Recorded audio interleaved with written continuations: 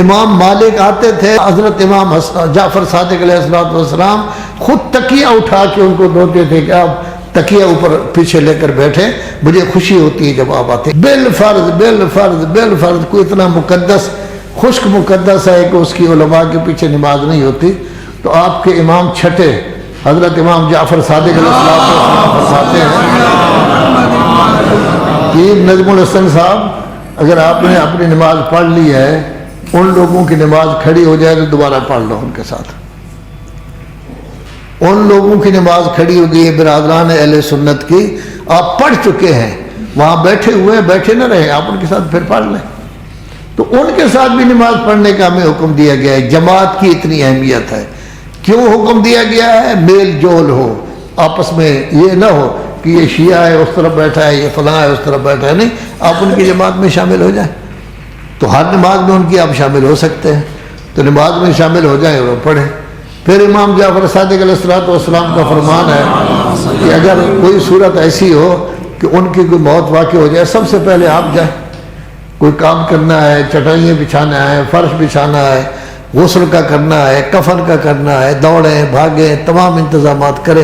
وہ لوگ سوچیں گے یہ کیا ہے، یہ ہمارے رشتہ دار بھی نہیں ہیں، ہمارے گاؤں کے بھی نہیں ہیں، ہماری جان پہچان والے بھی نہیں ہیں، ہمارے ہم مذہب بھی نہیں، اتنا کام کر رہے ہیں۔ لوگ کہیں گے اصل میں یہ جعفر صادق نے ان کو سمجھایا ہے۔ امام مالک آتے تھے، حضرت امام جعفر صادق علیہ السلام خود تکیہ اٹھا کے ان کو دھوتے تھے کہ آپ تکیہ اوپر پیچھے لے کر بیٹھے، مجھے خوشی ہوتی ہے جب آپ آتے۔ امام مالک کا ہے۔ ابو حنیفہ تو شاگرد تو تھا، اس کے بارے میں ہمیں نہیں ملتا، امام مالک کے بارے میں تو گویا کہ یہ اخلاقیات ہوتی ہیں۔ اس میں کہا گیا کہ نماز بھی پڑھ لیں، جب ان کے پیچھے ہماری نماز ہو جاتی ہے تو اپنے مومنین علماء کے پیچھے بھی نماز ہو جاتی ہے، لذا یہ علیحدہ جو ہے وہ نہیں ہونا چاہیے۔ تو اللہ تبارک و تعالیٰ فرما رہا ہے، یہ کہتے ہیں کہ ہم عذر خواہی کر رہے ہیں اللہ تبارک و تعالیٰ کی طرف، شاید یہ لوگ نیک بن جائیں۔